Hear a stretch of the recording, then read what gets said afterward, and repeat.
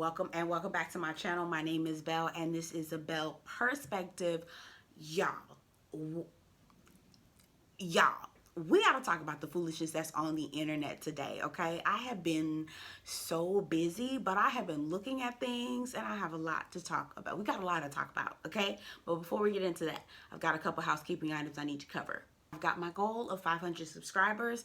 I don't know when I'm gonna get there, but I need your help. If you've not subscribed to my growing channel, go ahead and hit that subscribe button for me. It's free, no obligations. I won't harass you. I swear I'm not a salesman. All I need you to do is subscribe. If you've already subscribed to the channel, I just need you to hit the like button or get into the comments. Actually, both. Like and comment and let me know what you think about what we talk about today and anything else, okay? That's all I need for now. I want to hit that. I want to get that 500 mark. I need your help, okay? Let's get into this mess. We starting off with Jonathan Majors. Now that's been probably the biggest topic. Everybody's talking about it. It's all over the place. Updates are constantly happening. So we know who Jonathan Majors is. If you're not familiar with who he is, I first saw him actually on Lovecraft Country, the HBO series, which I absolutely loved. And I was mad that they canceled the show because that was just... But I also, spoiler alert, I didn't like how they killed his character off. I thought that was kind of silly because I feel like Tick needed to be a part of the... Anyway, I'm going off on a tangent. From there, I think he was in The Last Black Man in San Francisco. And now he's like this breakout star. He was the adversary to Michael B. Jordan's character in Creed 3. And he played the Wasp, which is also another villain. I don't know if that's a... Let me hush. I'm not gonna say that. He also played the villain in The Wasp, or I'm sorry, Ant-Man, which I don't really too much follow that franchise. I think that out of all the Marvel franchises, that one is the most boring one. But anyway, I digress. Lee got into a domestic violence altercation with a woman in New York, in Manhattan, in a taxi cab. Majors is stating his innocence. His attorney is saying that there's video footage that will, you know, claim his innocence, and that we recently heard that the alleged victim that filed the claim actually has recanted her story. So we don't really know what's going on. And personally, I don't really like to give too much of a perspective on these types of issues because more often than not, what they said they did it. Now, I don't know if that's the case in this scenario, but I never want to... I tend to side with the victim when stories come out. I don't side with the person who has the most to lose. I don't side with the person who has the power in situations of this nature. But what I want to say is that I heard that the alleged victim is a white woman. And while that's not a problem, like, you know, dating outside of your race is not an issue. That's not a problem. What I don't want people to start doing, and what I have seen is, see, that's what you get for dating I don't wanna do that. Because then the fact is, if he has committed what's being said that he has committed, or if he has committed what's being alleged, I don't want that to be what Black women deal with, okay? I'm not trying to... No, you keep your struggle. If he gonna be struggling and carrying on like that, you can keep him, okay? We don't need him. We don't want him. You can keep that. And again, this is all alleged. I don't know what the story is. I'm not trying to accuse anyone of doing anything. Y'all see I got my nails done, child. I'm throwing them around. I digress. Again, we're not trying to swap the struggle of, okay? I don't want to swap struggles with you. If he's done what he's done, I don't think it's karma for dating anybody that's not Black, and I don't think that Black women need to be dealing with that, if that makes any sense. Y'all get down in the comments if I made any sense of what I just said. Hopefully I did. So I know I talked about reviewing The Queen's Court, right? The show on Peacock with Nivea and Evelyn Lozada. Okay, y'all know. Well, y'all don't know, but I don't too much care for her. So Nivea, Evelyn Lozada, and Tamar Braxton. So we, I was all set up, geared, and ready to go to review that show. Y'all, they done spoiled the whole show for me. They already told us who Evelyn and Tamar are going to be engaged to, which, by the way, Tamar is engaged to some dude who's got 4 baby mamas and 5 kids. Okay, girl. Tamar ain't never been the one to be able to pick them, child, but we ain't gonna, that's not what this video is for. Just wrapping things up, just getting into that. I am not gonna be reviewing that show because they spoiled it, and I don't want to watch it now that they've spoiled it. I don't care at this point, okay? Just to let you guys know. Eva Marcelle, y'all. Okay, so the news just broke that Eva Marcelle filed for a divorce from her husband, Michael Sterling. Now, we all know who Eva Marcelle is. She was on Real Housewives of Atlanta. She got her first break, I think, on America's Next Top Model in like the early 2000s. We love Eva the Diva. We're here for her. She's absolutely gorgeous. The girl could take a pretty picture no matter where she is. And when she got with Mike Sterling, I was like, wow, this is a good look for her. He's an attorney, he's stable, he's got his own money, he's got his own job, he's got his thing going. He seems like he treats her like a queen. They look good, but we don't know what's going on the inside of people's houses. We have no idea. Now, a lot of people are saying that they were not surprised by this announcement of divorce. I was absolutely shocked. I'm like, are you kidding? What is happening? And not because I think that every relationship is going to last forever and ever. I guess I just assumed that because he was a good dude, what else is there? No one knows what's going on. And honestly, I could have sworn I had just saw them on Instagram, all lovey-dovey, talking about hashtag the Sterlings on Instagram. I'm not sure if I don't know what's going on with that.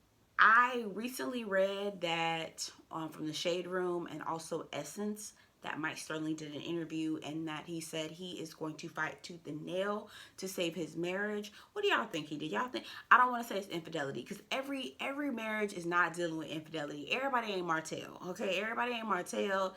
Everybody ain't Ricky Bivens. We about to get into that in just a second. Everybody ain't Ricky. Did I call him Ricky? Rocky Bivens. Sorry, Ricky. That's somebody else, I think. They ain't cheating. It's just, what could have happened? Why is Eva so adamant about leaving this marriage and leaving Mike?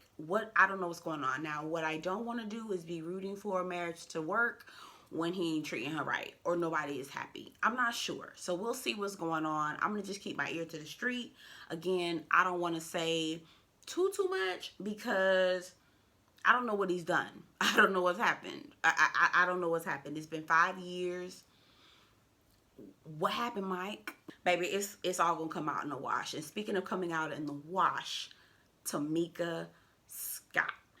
I am so proud of Tamika at this point. First of all, shout out to Tamika. I went on to her website, southernfuse.com. I'm putting it here, southernfuse.com. This is where she's selling all of her seasonings. So she apparently has a cookbook, and she has seasonings, all-purpose seasoning, barbecue seasoning, a sweetener. She's got all kinds of seasoning on southernfuse.com. So check out. We support Black-owned businesses around here. I'm going to try to make sure I shout out as many Black-owned businesses as possible, or Black-owned YouTubers that I follow, or Black YouTubers that I follow, period. Southernfuse.com. She's got seasonings there. So I'm definitely gonna order the sweetener for sure. I wanna try that. I'm actually vegetarian, but there is a vegetable seasoning I want to check out. Tamika Scott on her YouTube posted her receipts. Now, I don't know if we talked about it in detail, but she went on to Access Atlanta and talked about how Tiny's mom signed all the women up for sound exchange, which is some sort of way for them to get royalties on their songs. So checks started rolling in, large, hefty checks, $20,000, $30,000 checks were coming in for all of the women. Tamika realized, hey, I'm not getting a check. So Tiny's mom did some research, found out that the address that the checks were being sent to was changed on behalf of Tamika without her permission. We already know where this is going, okay? Checks started getting cashed, identification was forged, all kinds of things. Now, Rocky Bivens was their manager at one point, so he had access to all their socials. He had access to their IDs and all those things because of contracts and being able to, move them around and book things, book flights, book the different things that they need for the group. And so he had access to all of their personal information. And so he was able to take that information, hack her phone, change her password in her Sprint, and now he's trying to extort her. Apparently, Tamika went onto her YouTube page and basically blasted all of the receipts. She showed pictures of the forged checks. She showed pictures of the changed address that was forged, or signatures that were forged. She said that it was over $30,000. She said she was being nice when she said $30,000 on TV, but it's actually more than $30,000, honestly. And the only way that Tamika can actually get that money back is by pressing charges. And I think that at this point, the only thing you can do is press charges, because you've already outed your sister. You've already told everybody what's going on. You already have you already put the business out there. And mind you, baby, the foolishness that's going on with Rocky Bivens, baby. When I tell you he is trifling and tired, he is probably the worst of the worst, the scumbags of scumacity. Do you hear what I'm saying? Mistress comes out.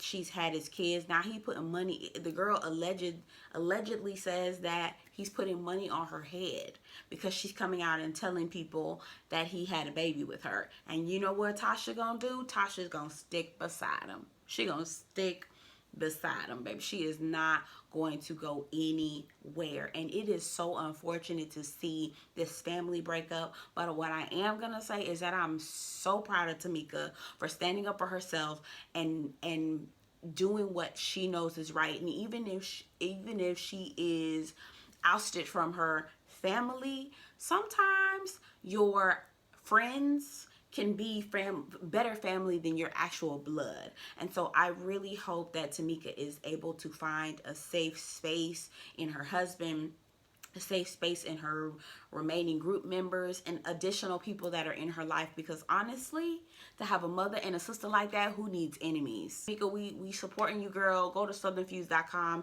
and check out her seasonings. And one of my subscribers told me that she has a cookbook as well. That may be on her website. I haven't found it yet, but definitely support her in all things that she is doing, okay?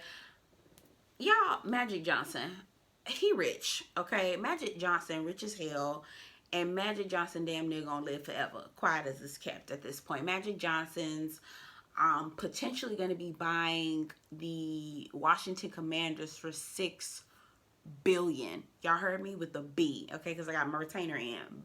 $6 billion.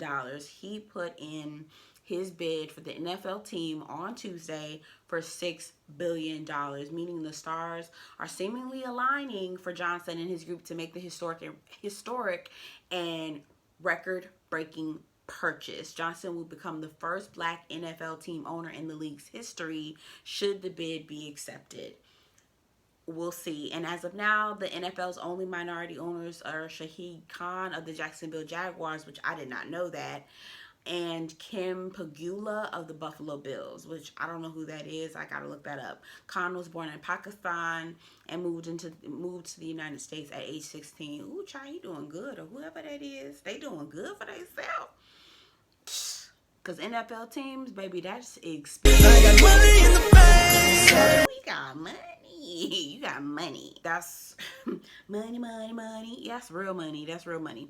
Okay, I'm trying to think if there's anything else that I want to talk about real quick. That's all I've got. I'll come back with a little bit more. Again, y'all, work has been kicking my tail, y'all. So I've really been MIA. I'm trying to work on being better about it. I'm trying to get my stuff together. But work is work, and it pays me more than YouTube does. For now, hit that subscribe button. I need subscribers, okay? My goal is to get 500. I need your help. My name is Belle. Perspective, okay? And I appreciate you. You take care.